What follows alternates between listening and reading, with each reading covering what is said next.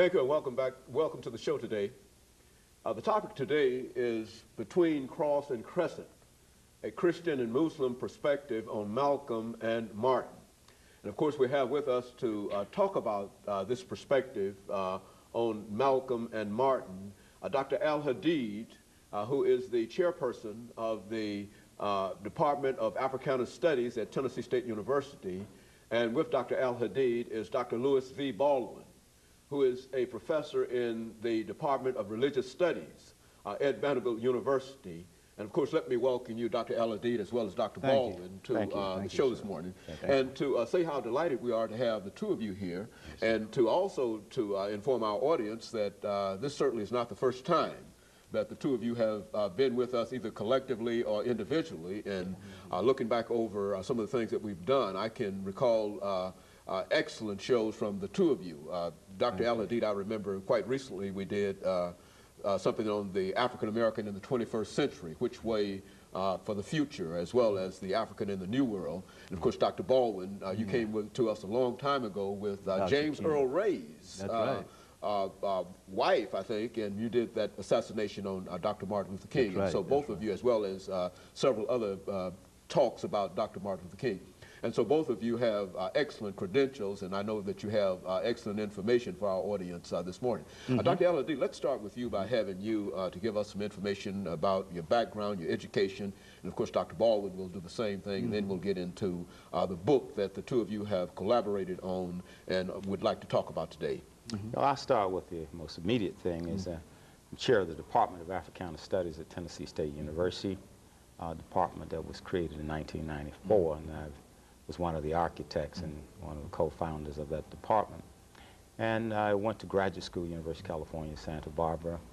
While I was in graduate school, I had an opportunity to study in Nairobi, Kenya, and it was at that point, in 1969, that I embraced the religion of Islam, and then from that point, made the pilgrimage to Mecca and came back to the United States with a whole different worldview.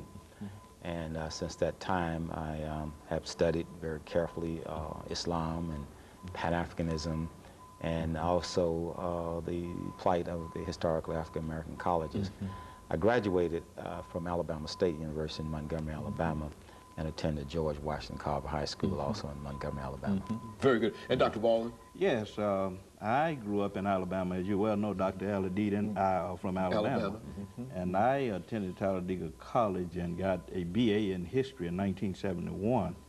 And at that point, I thought I had a call to the ministry, and so I decided to go to seminary. And I went to Crow's in the fall of '71 and received 2 master's degrees, one Master of Art, one Master of Divinity, in 1973 and 1975, respectively. Also, as a student, I had the opportunity to participate in student demonstrations in the 1960s, and that had a great influence on my decision to become a scholar, to become a professor. So I left Talladega and went to Crow's Seminary, and from there, I decided to pursue a PhD at Northwestern University in the history of religions with an emphasis on Christianity. And I received the PhD in 1980, and since that time I've been teaching and writing, mostly on Dr. King. I have 3 books on Dr. King. I'm primarily interested in the history of African-American religion and culture, and also the history of civil rights crusades. Particularly the modern civil rights crusade. Very good. And of course, I think the two of you have collaborated, as we said earlier, on a book, Between Cross and Crescent. And let's have the two of you give us some information relative to that book, and we, of course, will have an opportunity following the first commercial break to get into some detail in reference to it.